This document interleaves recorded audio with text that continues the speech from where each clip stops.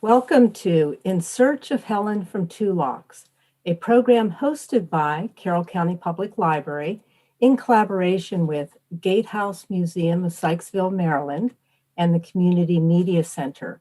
I'm Dorothy Stoltz with the Carroll County Public Library. I'd like to thank Amber Farron, my colleague at the library, for helping out this evening. And we'd like to give a special shout out to the Community Media Center. Before we introduce our very special guest presenters this evening, I'd like to review our online housekeeping so you know how to ask questions of our presenters. If you're familiar with Zoom, you'll know that there is a Q&A icon at the bottom of the Zoom screen. And when you click on that, a small screen will come up and you can type your question right there. Now, if you're joining us by Facebook or YouTube, you can type your question in the chat box. We'll get to as many questions as we can. The recording of tonight's program will be posted to the library's YouTube page. Now, I'd like to introduce Jack Mcbride White, who will in turn introduce and interview our other very special guest, Sid Starleiber. Jack is curator for the Gatehouse Museum, but he also is a writer, and he has published 3 books. His first book was a novel called The Keeper of the Ferris Wheel, published by Penguin Books. His second book is a book about a Carroll County story called In Carrie's Footprints, The Long Walk of Warren Dorsey.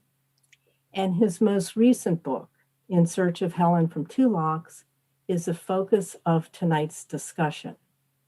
Jack has a knack for finding remarkable stories of resilience, demonstrating how to overcome adversity and expand beyond limitations when and wherever possible. So let's welcome Jack Mcbride White. Hello. Give me 1 second to share my screen.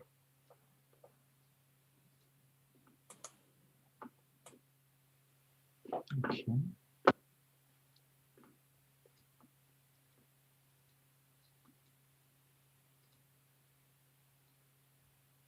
All right. Something's a little messed up.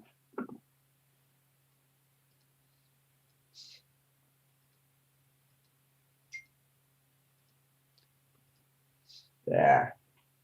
Okay. Hopefully everyone is seeing a beautiful picture of Dam 5 on the C&O Canal. And that was taken by a guy named Stephen Walker, who let us use it for the cover. Hopefully he's watching. So thanks, Stephen. Sid is with me. This is Sid's story. I'll introduce him when I come to the very first question. What we're looking at right now is an amazing place. This is called Dam 5, and a lot of the story takes place there. Sid's family, although he didn't even know it, had a strong presence there in the past. Now, this is in the book. It's kind of a theme statement. I saw this in National Geographic while I was researching genetics, because this is a story about 2 people who get a rare genetic disease. And this really sums things up. Sometimes deep in the nucleus of cells, a malformed monster lurks. And let's say it's a mutation, and it might not do anything. And then it might hit a woman when she's 30 years old and change her life and change the life of all her children, and have repercussions down through time. So there are a lot of stories here, and I'm going to try to show you a lot of pictures, but here's a basic story. Sid's mom died in Springfield Hospital when he was 7. He has no memory of her at all, except for one upsetting memory, which we hopefully will discuss.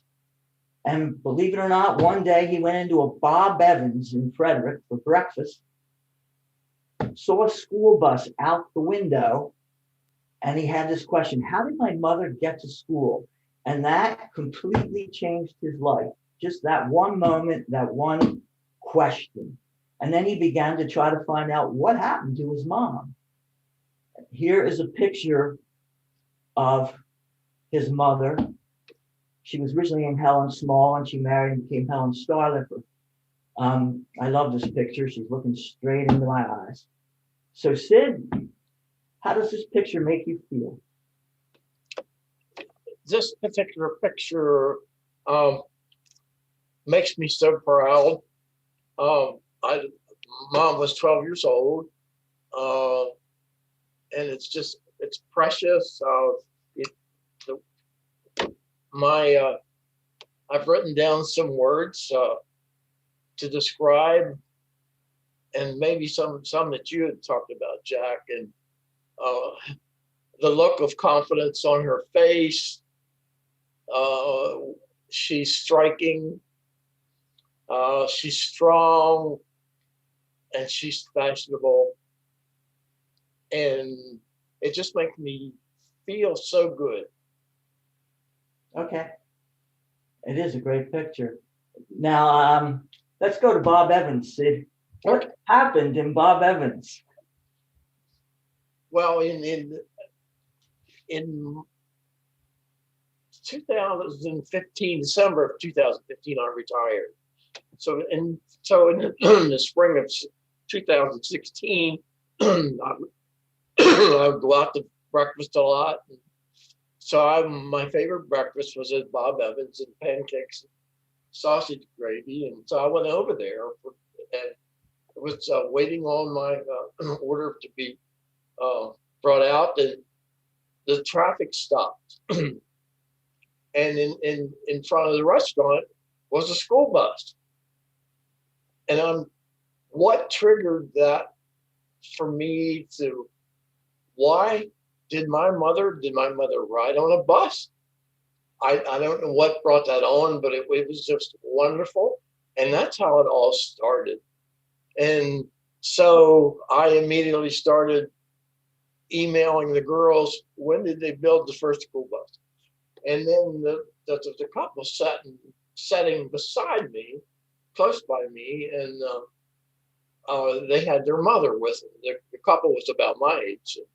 So I was just beside myself. So I thought, well, I'm going to go over and introduce myself, and I did. And I looked at the lady and I said, would you mind? They hadn't started eating. So I asked her, I said, can I ask you a question? She said, of course you can ask me a question. And I said, how did you go to school?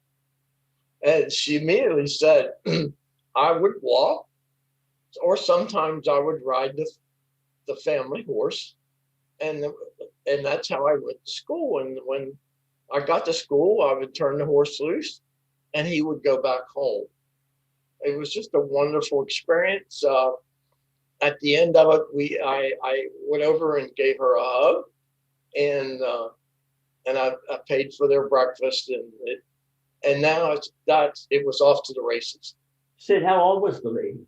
She was 98 years old. She was just 5 years younger than my mom. Okay. Mom at that time was 103, and okay. She was 98. Okay. Now, we're going to move on. So the old house, there's a house in this story. There's two houses in this story, both of which are very important. They're almost characters themselves. And Sid went to the old house where his mom grew up. And we're going to talk about that house. I put this picture in here just so that you can sort of see what the house looked like. What year do you think this was, Sid? Like, what is that car? That was Harry's 1940 Buick. So this is after 1940. Harry was my mother's brother. Okay, so that in 1940 the house looked like this. And then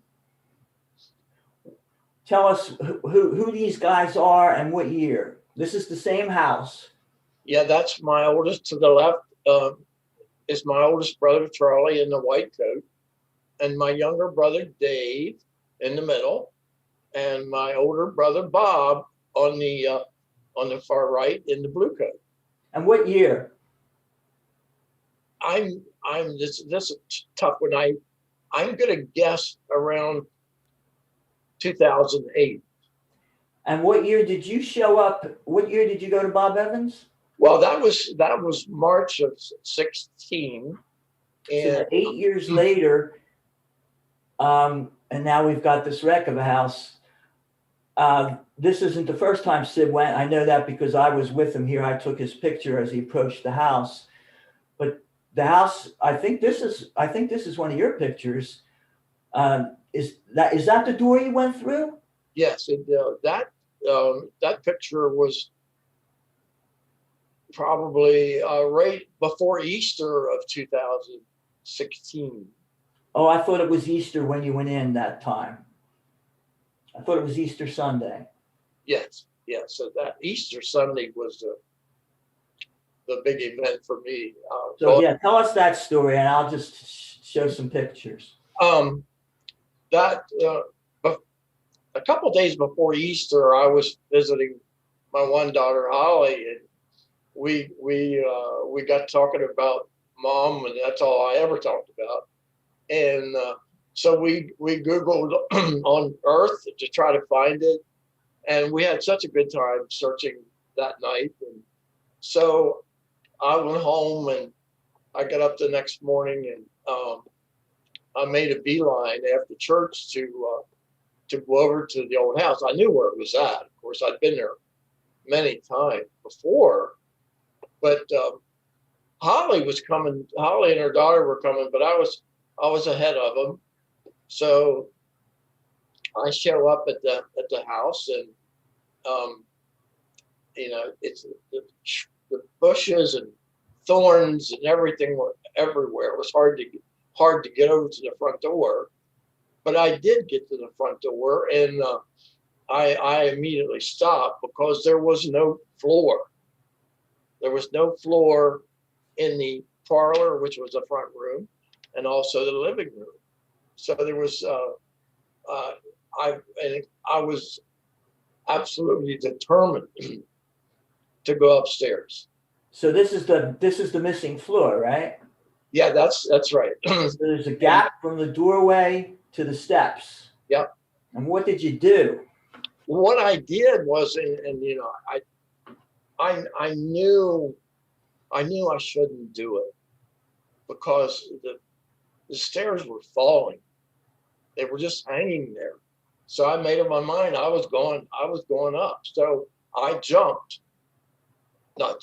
leaped from the front door to that bottom step. And sure enough, it held. It didn't fall down. And I was just so tickled, so happy. So I started up steps, and I got clear to the top. And what a wonderful feeling, to be here. I am in my mother's home. I'm in the bedrooms. I'm in her mother's bedroom, her dad's bedroom, her bedroom, and brothers. It was such a wonderful feeling. And what was above you? What could you see when you looked up? The sky. There was nothing above me but the sky. The walls were there. The second floor walls were there, but it was the roof had gone. It was gone. So it was open, and I was looking up at heaven. So then I had made plans, or my sister had made plans to have me for Easter dinner. So I'm looking at the clock. I was supposed to be there at 12, and I noticed that I was running out of time, and so it was just an awesome feeling to be there. That's when you said that this would be a good place to die? Yeah, exactly right. It was just overwhelming. and I said to myself, I want to live forever, but if I gonna die, this is a good place to die, right All here right, good. in my mother's bedroom. So anyhow, so then I I took my cell phone out and took a couple of pictures, and so then I called my sister Beverly, and I said, Beverly, she said, where are you? And I said, I'm over in your mother's house. No, you're not. I said, yes, I am. We laughed and argued a little bit, and I said, Beverly, I'm in your mother's bedroom. She said, no, you don't. You're not, because you don't know which one mom lived in or slept in. I said, well, I'm in all three of them. So I was sure that I was in our mother's. And so anyhow, she fussed me, and I said, okay, I hang up. I'm coming. That was the end of that. And I made my way back downstairs, and I was a little afraid, but it was okay. The stairs did not fall, and I would manage to get out the front door. All right. Now this one here is, well, obviously I took this, but notice that down below him, there's water. That's the Potomac River. This house is right when you went out the back door of the house. There was a picket fence around the whole house, and then when you went through the picket fence, there was a brick that would swing it and close it shut. And then you would be at these cliffs. There were big rocks there. You could sit down on those rocks and you could look out at the river. So the reason Sid's holding on with two hands is because if he lets go and he falls, he's going to have a very long fall. He might be dead. So that's what that's all about. Now let me move on here. I just want to briefly, this fellow is Bob Small. He is the brother of Helen. He's older than her. He was born just in time to be exactly the right age to fight in World War I. He was the last resident of the house, and I think he died in 79, maybe it was 78. And he fought in 78? 79. 79, okay. He fought in the largest military engagement in American history, the Meuse-Argonne Offensive in France. He went into battle. It was I forget the exact date. It was fall, maybe October, early October, 1918. He had no training at all, and he was launched into this massive invasion. 5:30 in the morning, he had to climb up out of a trench with thousands of other guys into shells and machine guns and smoke, and 25,000 Americans died in 47 days. He lasted 9 days and ended up in a French hospital, but he did come home. He survived. He's an interesting character, and you could probably write a book about him. Now we're going to talk about the birthday party. Sid, one day in May of 1916, Sid went out into his backyard in Frederick and started digging. Why were you digging, Sid? Well, earlier that year, I was at my sister Betty's house, and I said, Betty, I'd like to do something for my mother for her birthday. So we decided we're going to have a party. We're going to have a birthday party for mom. So my first thought was I would like to build a grape arbor in my backyard, something similar to what my mother and her father had in his backyard. So I proceeded to build a grape arbor. In order to do that, I had to dig out the grass and the dirt and lay bricks, put in posts. It was quite an event. I mean, I really enjoyed it. I mean, that's how we first started that particular party, the celebration for mom. Isn't it true that no matter how much work you did, you didn't get tired? Yeah. Couple of things that I remember. So many people would listen to me. They let me tell about my mom. It was just amazing. Strangers, complete strangers. They let me talk to them and tell them about mom. Anyhow, I had a doctor's appointment, and I'll never forget. Her name was Dr. Lee, just a wonderful lady. And so she finished up it was just a regular checkup. And so I was telling her, I said, I have a story I want to tell you. She said, okay, go ahead. And I said, but first of all, I'm working on putting in the grape arbor. And in order to do that, I had to do all this digging and work. And I said, I have a question for you. I said, I told her how old I was, and she knew that, and I said, I never get tired. I could just keep working and working and working. And I said, I'm not sure where that's coming from. And she stopped me and she said, I can answer your question. She said, it's written all over your face. It's coming from your heart. Okay. And that's in the book. All this is in the book. So now we have what I call the unveiling. Sid went out and had 3 paintings done. The fact that 2, I found out last night that the fact that 2 are orange and 1 is green is just because the place he bought the stuff ran out of orange. And I found out that he's wearing an orange shirt because it's just a coincidence. But anyway, what's behind those things, Sid? What's a what? What's behind the orange and the green? Well, the green one is the painting of mom's home or mother's. You had someone paint the home. And the one, yeah, that one. And then that's the one on the left. But then the one in the middle is a picture of my mom. And then the one on the far right, and that's just I wanted to mention Rebecca Loya at the Antietam Museum down in Sharpsburg. She did that painting. But then on the picture on the right is my baby sister, Patsy. Sid, wait. Could you explain how she got this? Like, this is your mom looking down. It's a black and white photo, right, of your mom looking down at a couple of her children?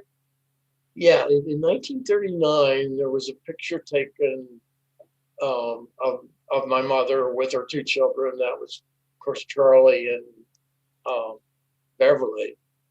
Charlie was about 16 months and Beverly was 4 months. And that's a wonderful picture. And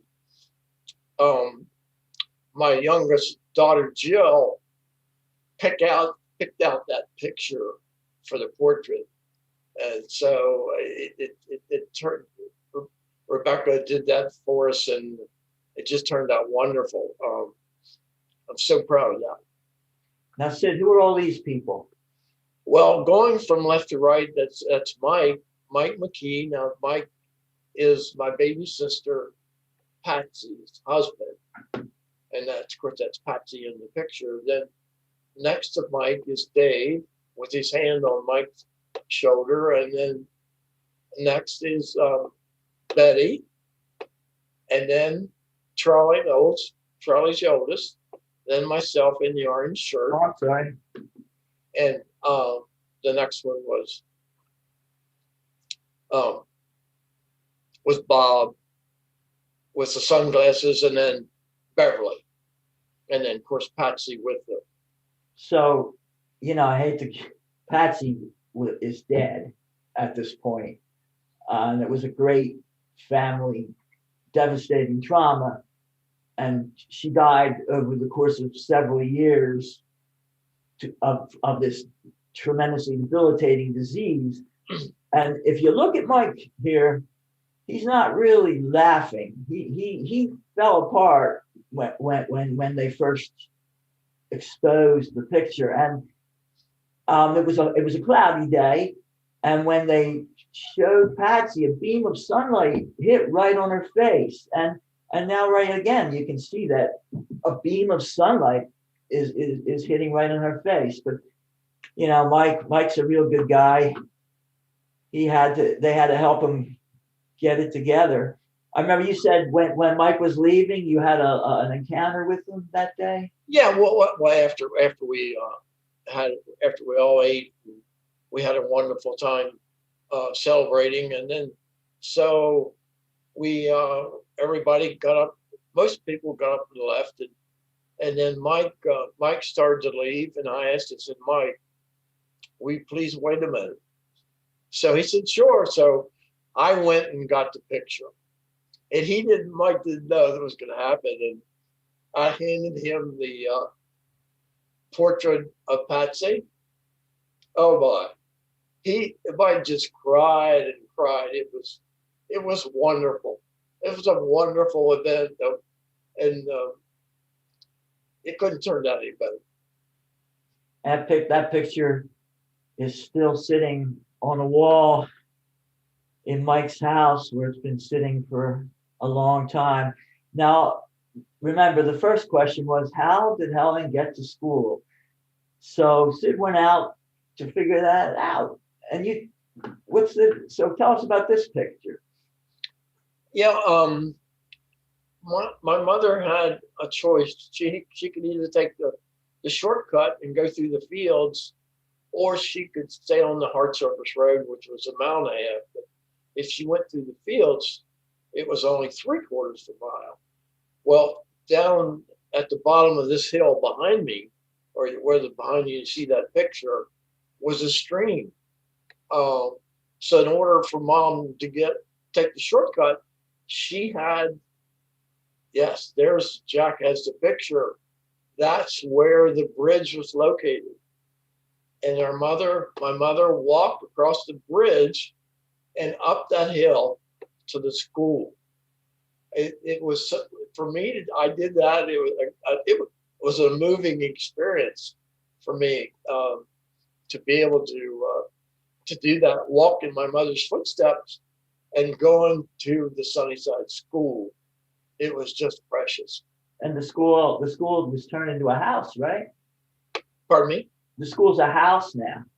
Yeah, this now the picture you showed earlier it's converted to a home, and people live there. They have 2 little girls. No, I think I have 2 little girls, and I've said hi to them, but it is a home now.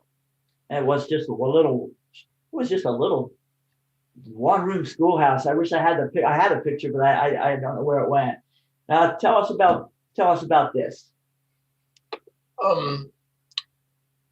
This is Bernie, and he lived right near the school. He's the one who showed you where the school was, right? Yes. Mike McKee, Patsy's husband, told me and my sister Betty where the schoolhouse was located, and we went down there, and so we figured out where we thought the school was, and there was a house on both sides, and we went up to the house on the right side of the school, and I knocked on the door, and Betty said, you better not. I said, no, we're gonna do it. So I kept knocking on the door, and finally Bernie came out. Bernie, we didn't know each other, and he very kind and polite. And then I told him why I was there, why Betty and I were there. We were looking for the Sunnyside School. And Bernie turned around and he pointed to the house beside his, and he said, right there is the Sunnyside School. Well, it was a special time. It was really a special time. And Bernie and I we shared a passion. And that passion was the school. For whatever reason, Bernie loved that school. He would make maps. He would do drawings. He knew where the coal bin was at. He knew everything about that school. And so I just loved it. We became the best of friends. He even knew about that bridge that my mother used to cross the stream. He talked about that even before I had asked him. It was truly amazing. And what about the paddles, Sid? Oh, yes. That first or second trip, I went down there a lot. because I enjoyed going to see Bernie. He was such a good guy. So we were friends for almost 2 years, and the second trip down, Bernie said, "I have something to show you." So Betty was with me. He went back in the house and he brought out this paddle, and he said, we found this when they remodeled the school. It was under the floor, close to the wood stove. And so of course, he brought that paddle out to show me. And I thought, oh my goodness, I can't hardly believe it. So it was just wonderful. We were the best of friends, and I loved going to see him, and it was so special. And you'll notice that Barney was sick. One day I got a text from Sid saying, "Jack, Bernie passed away." And that was about the same time I got a text from Sid saying that his brother passed away. Yep. Several people in this story passed away while we worked on it, or right after we were done. 2 days before Bernie passed away, I didn't realize he was quite as bad as he was, but Beth and I went down to see him, and because that's the day that he gave me the paddle. So he was feeling really bad, but then 2 days later, after that, I'm so glad we went down there to see him, because he was a wonderful friend, just a wonderful friend, and he passed away. And he said, but before that, he said, make sure my wife gets a copy of the book. Did she? Yes, I delivered that about 2 months ago, and she was very happy. One thing I did forget to sign it for her, so I got to go back and sign it. But they were special people. They were very kind and helpful. All right. One of the special ones. Now, it's very hard to put this all in a sequence that makes sense. So this is a little wrong, but I'm going to tell you that Sid's mom and dad, we're going to call Sid's dad Whitey because that's what he went by. They had a restaurant for a year called Whitey's Grill, and Sid's mom cooked chicken in the kitchen, and a young girl named Peachy, Mary Haynes, her nickname is Peachy, used to come and buy the chicken, and she's one of the only people besides Sid's cousin Shirley in Canada who knew Helen. She was younger than Helen, but anyway, here's Peachy. You want to talk about Peachy a little? Peachy's on the left. Do you want me to talk? Just about how you guys were together through the whole process. And well, it all started, obviously I was trying to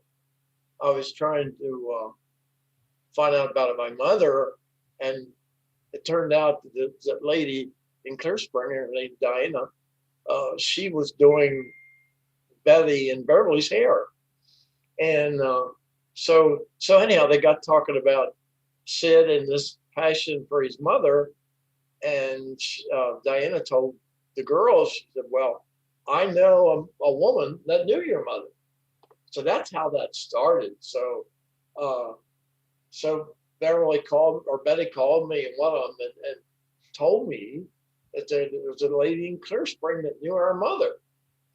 And our mother's been dead for 70 years, or not, close to 70 years. So anyhow, I was beside myself. But it was a little bit complicated because it turned out that she was in the hospital. So I couldn't wait. I made a beeline to go to that hospital. And so I got up there, and you're going to laugh at this one, but it was funny. But I was on a mission, though. So I went to the front desk, and the lady said, "Can I help you?" And I said, "Yeah, I'm here to see Mary. I want to see Mary." And she looked at me and she said, "Mary who?" I said, "I don't know."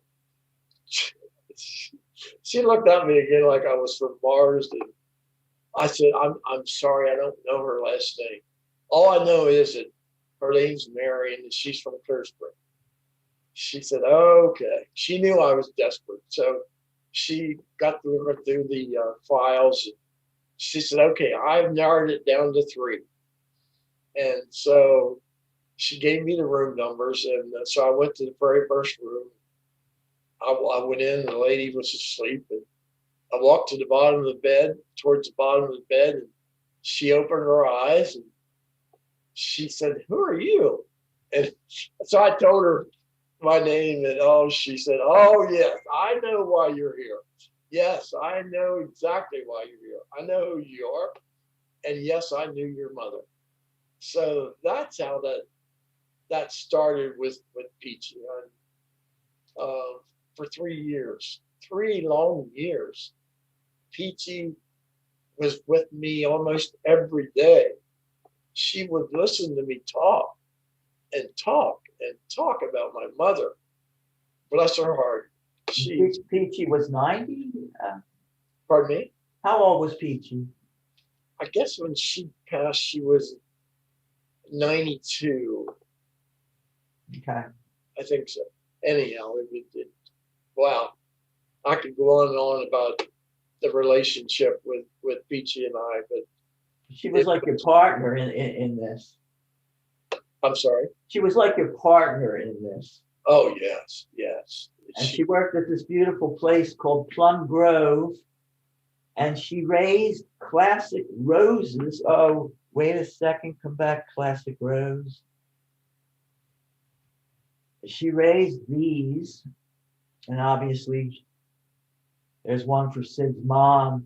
Now, Peachy told us a story that she used to go in the back door and Helen would be in there cooking with a greasy apron on. And they only had the restaurant for a year. So you can see Helen back there. And this is young Sonny with an ice cream cone. And Peachy used to walk across where he's walking. There's a little water. There's water running under there. There's the stream. And she loved Helen because Helen was nice to her and people weren't nice to Peachy. And she never forgot her. And it hasn't changed much because here's that same, pretty much the same place today. You can see the water going underneath. It's a little changed, but when we finished the book, Peachy was back in the hospital. What did she do? She had stage 4 liver cancer. She fell, she broke something, and she never got to read the book. Sid you showed her a proof, right? Yes, I did. I think she tried to read. Well, she did read quite a bit of maybe your first draft. Yeah, but that was so far from. Yeah, but she did read a lot about it. She just didn't get to read the final. And that was a big disappointment to me. All right, now look with how much time it's got about 20 minutes. Let me talk for a minute here, Sid. Okay. So these people in this book, we go all the way back to like the origins of these families. So the Starlippers came here when a guy named Anton Starlipper came here. He was a Hessian. He came here to fight with the British in the American Revolution. He was captured. He eventually escaped and married an American woman and changed his name to Starlipper. And, that's how the Starlippers got here. Now, the Starlings are a very interesting family, and they had a big, they were big on the canal. And this guy here, Gardlock Dan Sterling, he took care of a place on the canal for about 25 years. Everyone knew him as Gardlock Dan or Lockkeeper Dan. And this is his family. And, okay, so Sid's related to him closely, actually. I'll get to that.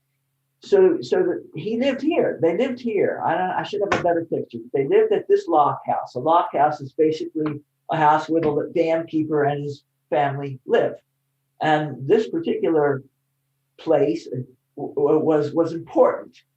And Dan was very brave. 3 of his brothers fought in the Civil War. One actually was buried many years later in his uniform with his medals. But Dan tried to get in, but he was only 14, and the war was almost over, so they sent him home.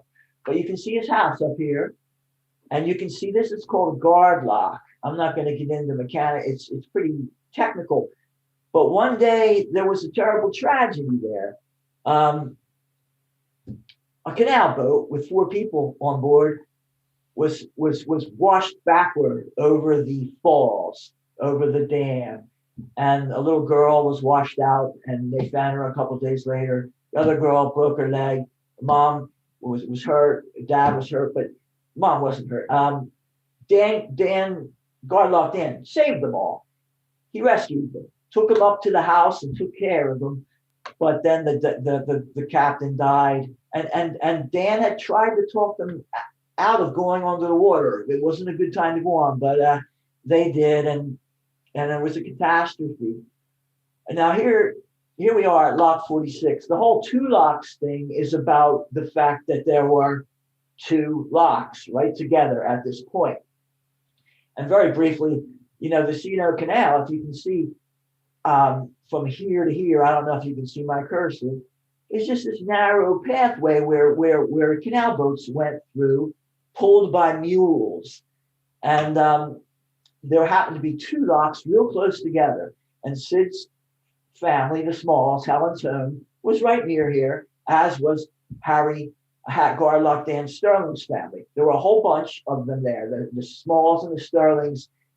I think between the 2 lock houses, 45 and Dam 5 and this one was half a mile or a quarter mile. And in that area, there were a whole bunch of Sid's family. And there's a store up here. It's like the local convenience store. It had everything.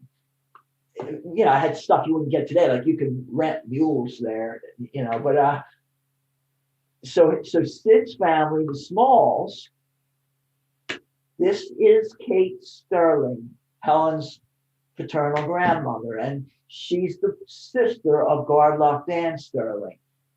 I have a theory about her. Something about her eyes. I imply in the book some things, but I didn't develop the theory because I have my doubts about it. But when she was 20, she married a Civil War veteran. He was 24 years older than her. He was a musician. The Smalls were all musicians, and he killed himself with either laudanum or chloroform, or maybe he didn't, but the papers said he did, and the papers didn't agree on it, the exact method. And so she became a widow, and she married again. Now here's Harry and Annie. So she was Harry's mother, and Harry is Helen's father, and Annie is Helen's mother. And since we don't have lots of time, I want to get to some other stuff. Okay, Sid, talk about this one. Well, that picture was taken in 1914, and my mother's house was pretty close to the road. So this picture was taken out in front of our mother's home. And in the picture, again, it's 1914, on the far, and the lady in the back, that's Debona, and that's Mom's oldest sister, and she was born in 1891, so she's 23 years old. And then the other adult lady is Aunt Nan, and she's also an older sister. She was born in 1893, and amazingly enough, the little girl sitting on Aunt Nan's lap, that with no hair, or very little hair, that's my mom. And then beside her is Thelma. Thelma is Devona's daughter. She's 1 year older than Mom, but yet Mom is her aunt. So that was a pretty remarkable picture. And then this one. Well, that one's really special. And then that's my mom, our mom, on the right with the big bow in her hair, and beside her with the little bonnet, that's Genevieve. And Genevieve was also a daughter of Devona. And we'll hear a lot about Genevieve before this is over, but that's a very, very special picture. So Helen was the aunt to a girl who was 1 year older than her and 1 or 2 years younger than her, Genevieve. And how about this picture? Well, So Helen and Thelma are best friends. Thelma's on the left. She's the niece.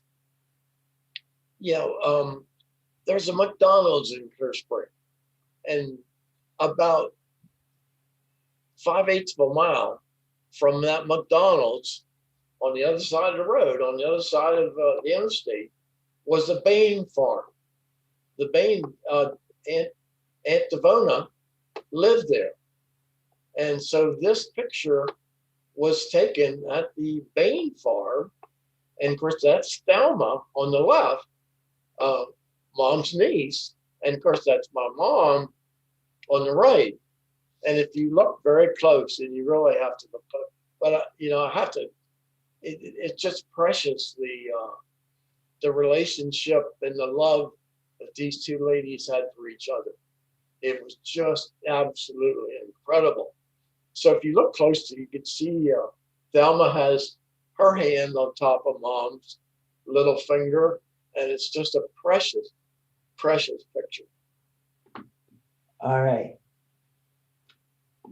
Now speed things up. So 2 locks, I guess we're not going to get deep into that, but it basically there were lock 45, which is behind here, and lock 46 were very close together. And there's a reason for that, but I don't want to go too far off of that because we're running out of time. It's a very beautiful place. I took this picture there.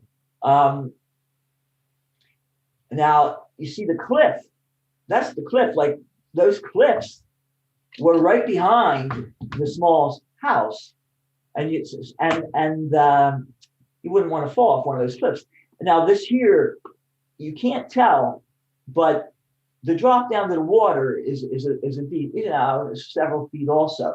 But this thing here is called the towpath.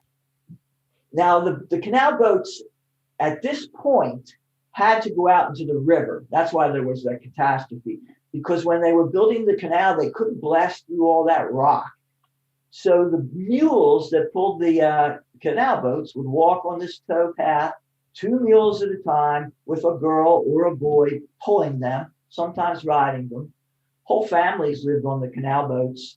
So this is the towpath, and they would just walk along there, pulling the boat. The boat would be out in the water. And it's a beautiful place. Again, imagine going around that corner with a couple mules. The reason they use mules instead of horses, say, is because they had 4, 2 mules pulling and 2 mules living on the boat, and and mules were shorter, so they could fit them on the boat. Here's another one of the cliff pictures. Look at that evergreen growing out of the side of a cliff. Now, I just want to briefly mention Genevieve again. So here she is at 27. Obviously, someone colorized the black and white photo. She grew up to be a very brilliant computer programmer, back in the days of COBOL and Fortran and feeding it in with punch cards. She even worked on the space program.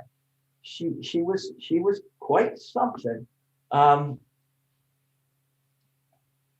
Let's see what's next. And this is her daughter, Shirley, who lives in Canada, remembers everything.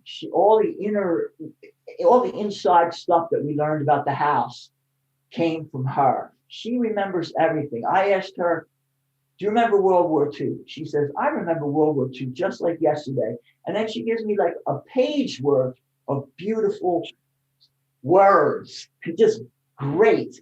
She's really amazing. She just remembers everything. And she's standing on the same cliffs where her mom stood, and the cliffs were behind the house. And Sid's mom used to walk and play on those cliffs. Here's the guardhouse at 2 locks beautiful. It's still there, vacant. You know, so between this house and the other one we saw at Dam 5, that was where the Sterlings and the Smalls were set up. And here's the sweet shrub that Shirley just said she could still smell today. And it's in Sid's yard. Would you just quickly tell the sweet shrub story? How did that get in your yard? Well, I'll make this real quick because I know we're running out of time. But I was up there one day, and I made a lot of trips up to my mother's house. I enjoyed going up there. And one day I was up there and going through the weeds, and I was walking past the cellar door that had a cellar, and I happened to look, and I saw these beautiful flowers as you see in the picture, and boy, I thought, wow, that's incredible.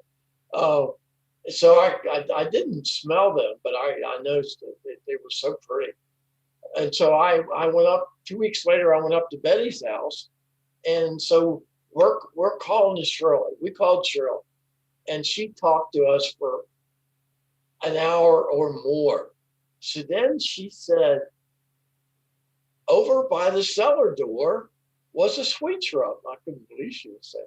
So anyhow, she went on telling the story about the sweet shrub, and that my mother and her sisters would put the sweet shrub in their hanky, and then they crush it, put it in their pocket, and use it for perfume when they went to school. So anyhow, she told me all about that. So I'm thinking, boy, I'm going back up there. I have to go back. So after that evening or the next day, I make a beeline up there. I want to go see that sweet shrub again. I get up there and I can't find it. I'm looking everywhere. I'm thinking, oh golly, because I didn't know what it looked like without the shrub, but the flower. And just at the last minute, I looked up, and there was one flower about 10 or 12 feet up off the ground. One sweet shrub flower. So then I knew which one was. So I took my little trusty tool that I had with me, and I dug up part of the sweet shrub, and I put it in the car. And of course, I knew I was guilty of doing something wrong, but I couldn't resist. I thought I had to have that. So I put it in the car, and it was about 8 to 10 feet long, and it was sticking out the window when I was going down the road. So I went to Betty's house, and oh my, we laughed and laughed. And anyhow, I took it home and planted it. And what it does, it reproduces young plants. So I was able to, what they do, they call it suckers. And, enough sweet shrub. Okay. Sid's an expert in sweet shrubs now. We're running out of time. I want to just show some. Okay. Clear Spring is a beautiful place with a population that seldom varies above about 350. This is the street where Sid grew up, and it's almost all of Clear Spring right on that street. He could talk about it, but we don't have time. A side street in Clear Spring, there's a couple. They look like this, you know? I mean, in Philadelphia, side streets, there's more houses and more streets. This house and this house are important. And I'll let you, Sid, you want to talk about these? Well, the yellow one is still today, is the restaurant that my parents owned, or not owned, they rented it and ran the restaurant there for a year in 1939. And they lived upstairs here. Yeah, they lived upstairs, and this was all down on the first floor, where they had the bar and the sold Cokes, and I think they sold a couple of beers, I think. And so anyhow, and then Mom fixed the fried chicken. And then right to the left, where you see the double window past the plywood, that's the old barber shop. So, right. And then right next to it, with the little bay window, that's Jess Hall's property. So Jess owned this property, the barber shop, and the restaurant. So all three of those belong to Jess. Yes, so it was Sid's barber growing up, and he also was one of the men who carried Helen's coffin. Sid, we only have like 3 minutes. Do you think you could tell the story of the end of the house on the canal? And I'll just show pictures and people can look at them. What story did you say? I'm sorry. The day you went and the house was gone. Oh, okay, I will. So anyhow, We'll end with that. my brother Dave's son notified me that they had torn down the house at the river, and I thought, oh no, and I knew it was in bad shape, and it was dangerous. So anyhow, I go up there. I made a beeline to go up there, so I parked my car, and sure enough, it's gone. The house is gone. The only things left is the foundation. And so I wanted to take a picture, and I was too close, so I backed up across the road, and then I got the picture, and I started walking over towards the foundation, which was filled in with dirt. And so I was really upset. I mean, I cried and cried. It was terrible. They tore my mother's house down.